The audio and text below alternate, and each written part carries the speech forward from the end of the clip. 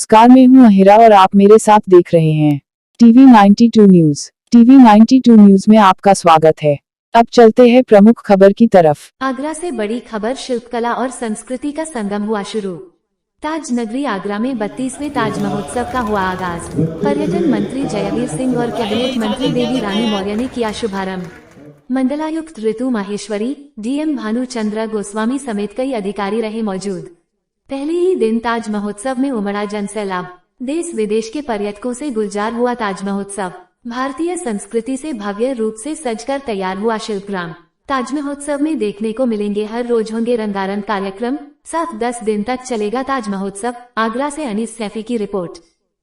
कार्यक्रम देखिए, निश्चित रूप से मैंने कहा ना आपको, इसको बृहद रूप देने का, जहाँ चल रहे थे परंपरागत महोत्सव कार्यक्रम, उनको बृहद रूप देते हुए अपनी विरासत, आगरा की विरासत बहुत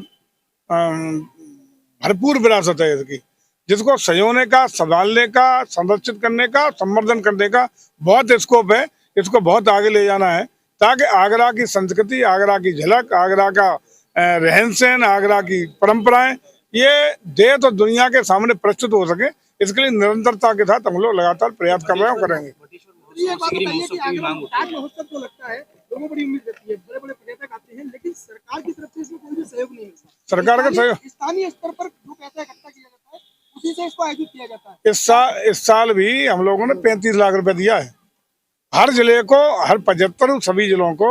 हमारा विभाग महोत्सव के लिए फंडिंग भी कर रहा है, कलाकारों को भी दे रहा है। जिस तरह की सहायता अपेक्षित होती है जिला पर्यटन संस्कृति परिषद को, उस तरह की अपेक्षा के अनुरूप हम लोग आर्थिक रूप से, नैतिक रूप से और अन्य सहयोग जहाँ जो अपेक्षित होता है सब देते हैं। अलग से बजट रखा जाएगा अगली बार?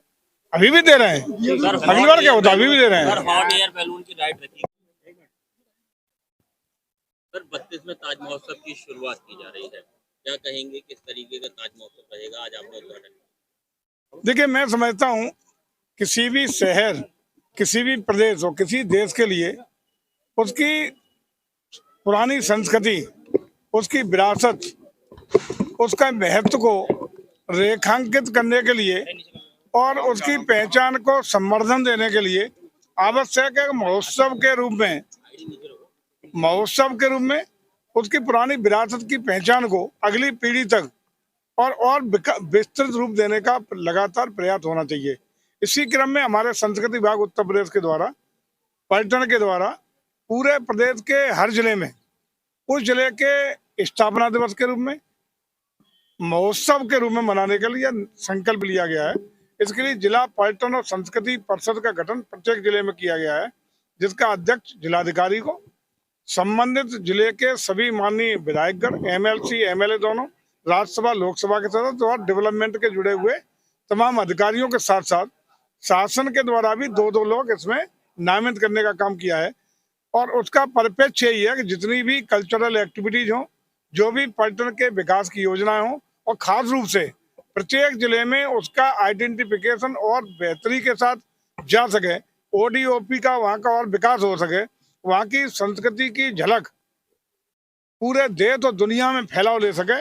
इसके लिए मनाने के लिए हम लोगों ने सारे जिलों में, 75 जिलों में लगातार ये प्रयास चल रहा है। और देख रहे हो निरंतरता के साथ हर जिले में ये महोत्सव शुरू हुआ है।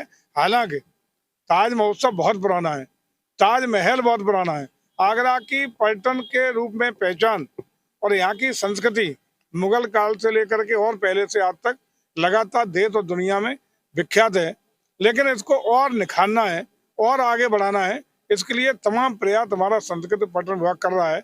और इसके साथ हम लोग कनेक्ट करने का प्रयास ये कर रहे हैं कि गोकुल, वृंदावन, मथुरा, आगरा होकर के बटेश्वर और रपड़ी तक एक जल मार्ग तैयार करके उसको पर्यटन के विकास के रूप में स्थापित करेंगे। इको पर्यटन केंद्र का भी रपड़ी में परसों ही हमने और वन मंत्री ने इको टूरिज्म के रूप में डेवलप का लोकार्पण करने का काम किया है।